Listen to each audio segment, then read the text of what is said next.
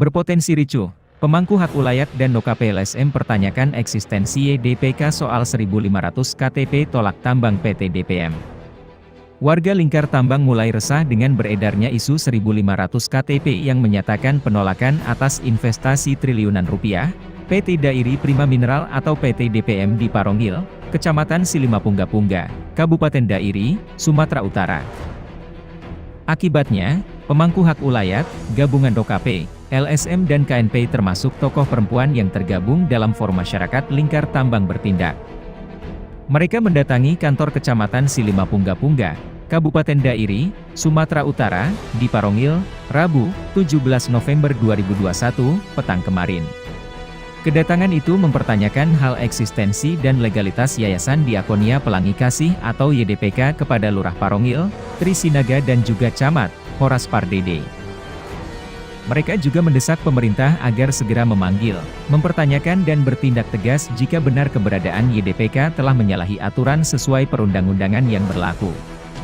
Pemangku hak ulayat Marga Cibro, Syah bin Cibro mengatakan keberadaan YDPK saat ini telah menimbulkan keresahan di masyarakat. Setahu mereka YDPK adalah sebuah lembaga misi pelayanan gereja, namun fakta berbeda. Syah bin menambahkan telah mengkonfirmasi isu soal KTP kepada manajemen PT DPM. Dan perusahaan mengatakan bahwa hal itu benar, namun masih perlu ditelisik lagi. Diprediksi, masalah yang dihadapi DPM saat ini hingga belum terbitnya persetujuan lingkungan atas adendum AMDAL adalah masih adanya informasi konflik sosial di masyarakat Lingkar Tambang. Kedatangan kita kemarin ke kecamatan ini kepada Pak Camat menanyakan termasuk ada yayasan YDPK di Parongil ini, adapun di kelurahan ini penting kita tanyakan tadi legalitas YDPK yang ada di Parongil ini. Kita daripada tokoh masyarakat menaikkannya kepada Pak Camat. Apa permasalahan kenapa harus dipertanyakan itu? Jelas kita pertanyakan, pertama legalitas mereka itu sah apa tidak di sini. Baru yang kedua, tugas fungsi mereka itu sebenarnya apa di sini. Nah, itu yang paling penting kita tanya. Kalau yang contohnya tugas fungsinya masalah keagamaan, mau ya contohnya secara keagamaan, contohnya mereka itu berkegiatan. Dan kalau tugas fungsi mereka itu dalam lingkungan sebenarnya lah mereka itu berkegiatan. Kenapa kita sampaikan demikian? Karena kita daripada pemangku maupun masyarakat maupun OKP pun banyak di sini Bapak. Ini kami sebagai mewakili ini. Ada Bapak ini sebagai Himpak Kecamatan Silimapungga. Ada mewakili daripada MPI, OKP MPI. Ada daripada Pemuda Pancasila. Ada daripada Forum KNPI. Nah, dan masih banyak Bapak. Ini kami mewakili saja ini yang datang kemari kepada Bapak Camat untuk menanyakan legalitas mereka itu.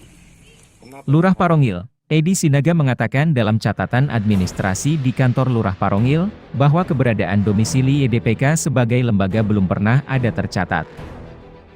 Dikonfirmasi, Lurah Parongil periode 2012 hingga 2019, Bidara Jaguguk yang saat ini sebagai Kepala Seksi di kantor Camat Silimapungga-Pungga membenarkan bahwa keberadaan domisili YDPK tidak ada di catatan administrasi kelurahan.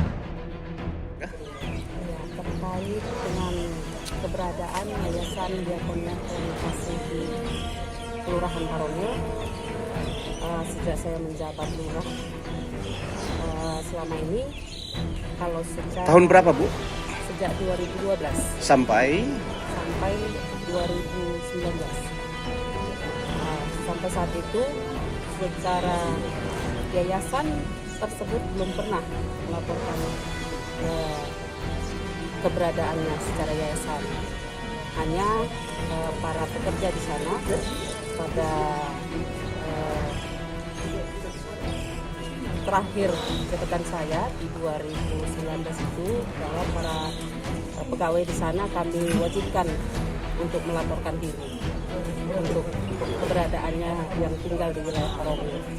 sepengetahuan Ibu, kira-kira kehadiran YDPK di Parongil sudah berapa lama? Atau dari tahun berapa? Kalau keberadaannya sendiri, saya kurang tahu pasti Pak, tapi ketika saya menjabat di tahun 2012, yayasan itu sudah ada di Kelurahan Parongil. Dari catatan pemerintahan yang waktu kepemimpinan Ibu, apakah pernah ada seperti semacam pelaporan dari YDPK? Tidak ada. Tidak ada. Ya. Sekretaris Camat, Nurdin Simanjuntak juga membenarkan pernyataan Lurah Parongil. Kami juga kecamatan berada di tiga ini kami tahu ada, tapi secara administrasi laporannya di sini tidak ada laporan oleh kecamatan. Pengetahuan saya semenjak saya di sini, sekretaris kecamatan di Kecamatan Sumbawa dari tahun 2019 sampai sekarang. Sesuai aturan perundang-undangan dijelaskan bahwa setiap orang dan atau organisasi, lembaga jika berdomisili, atau membuka cabang atau kantor di suatu wilayah pemerintahan, maka adalah wajib melapor atas domisilinya untuk dicatatkan. Camat, Horas Pardede dalam keterangan persnya mengatakan saat ini isu 1.500 KTP menjadi polemik bagi masyarakat Lingkar Tambang. Sementara dari warga setelah dicek, kata Horas tidak pernah merasa memberikan atau menyerahkan KTP ke yayasan tersebut. Horas menambahkan sepengetahuan mereka selama ini YDPK bergerak di bidang keagamaan. Tapi, masih belum pasti karena dokumen catatan domisili mereka belum ada. Camat berjanji akan menindaklanjuti permintaan masyarakat dan akan segera memanggil YDPK untuk berdiskusi untuk mencari solusi terbaik.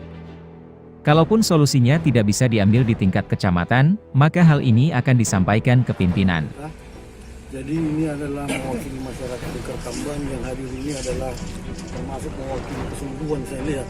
Karena mereka ini adalah ketua-ketua OKP, ketua forum, ketua marga, juga tokoh-tokoh pemuda. Dan mungkin kemarin sudah ada juga tokoh-tokoh perempuan yang menanyakan ini ke kami.